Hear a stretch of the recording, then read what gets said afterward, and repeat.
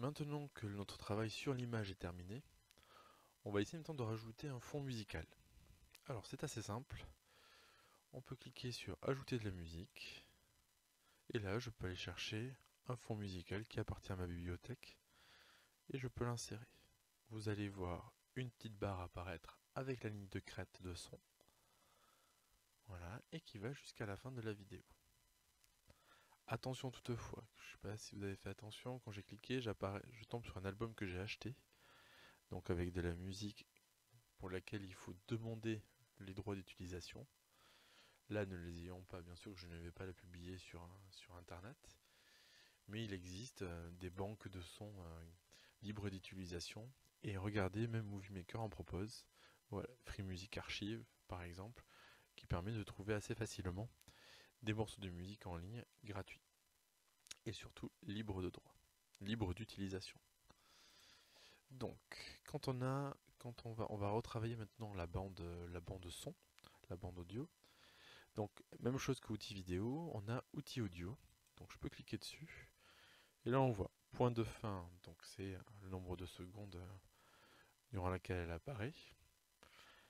Volume du musique, ça c'est vous voulez savoir si vous voulez augmenter ou non le volume de votre musique. Habituellement, je le diminue parce que sinon la musique est assez importante. Apparition en fondu, c'est conseillé pour les morceaux qui ont pas mal de peps. Donc là, je vais mettre lente. Et surtout, ça c'est important, regardez à la fin, à ce niveau-là, quand je mets ma barre de et que je visualise, voilà, vous entendez, on coupe en plein milieu de la chanson. Donc pour éviter ce genre de problème, on va disparaître en fondu, lente, ce qui va permettre que le son baisse petit à petit. Voilà, et donc on n'en sent plus la coupure. On a l'impression que c'est si on est sur une fin de phrase. Maintenant, on peut, si on le souhaite, additionner bien sûr plusieurs morceaux musicaux.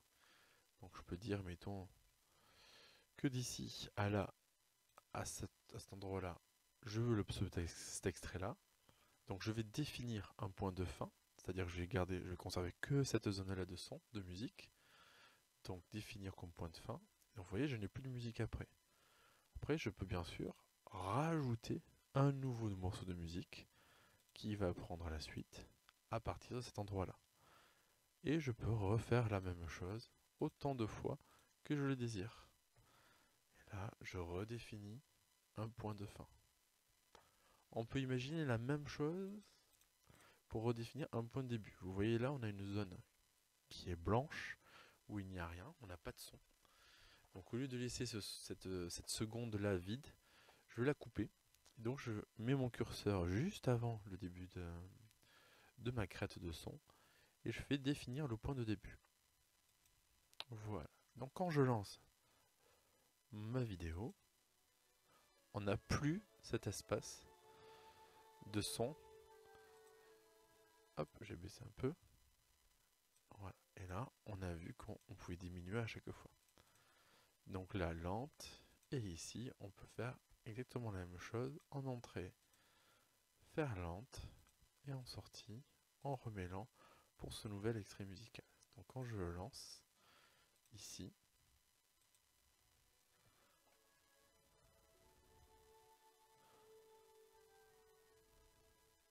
on baisse et on repart sur quelque chose avec un son qui est peut-être plus important.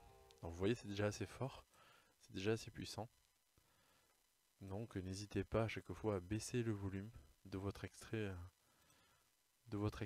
Ici, option audio, on baisse le volume pour éviter d'avoir un son trop important.